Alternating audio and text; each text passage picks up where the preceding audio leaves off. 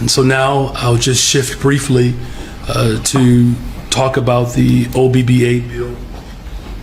I'm sure all of you are aware the President signed the OBBA over the weekend, and while we are still conducting a full analysis, we want to briefly just talk to you about some of the potential implications of this piece of legislation. Economists and analysts all agree that this bill essentially represents the largest upward transfer of wealth in our nation's history. This bill literally takes from the poor to give to the rich. You often hear me quote Matthew 6:21, where your heart is, there your treasure will be also. And that Jesus the Christ, my Lord and Savior, follow the tenets that when you do for the least of these, you do unto me. This is the opposite of what my faith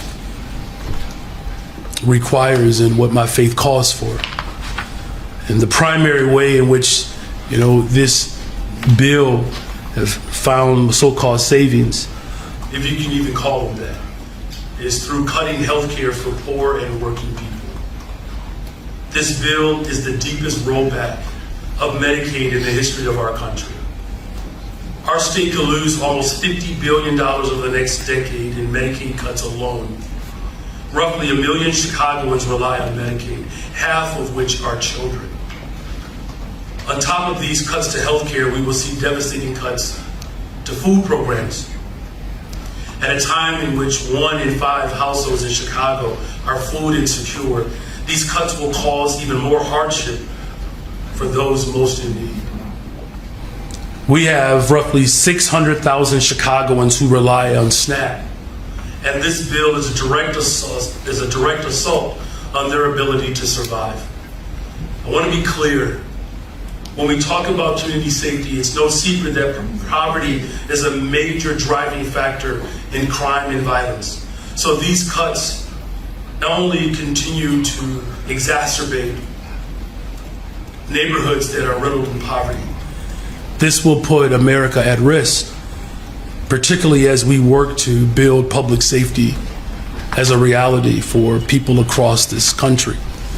We are also seeing dramatic cuts to public education. Changes to the student loan programs will make the dream of attending college unattainable for poor and working families and will drive up the cost for middle-class students.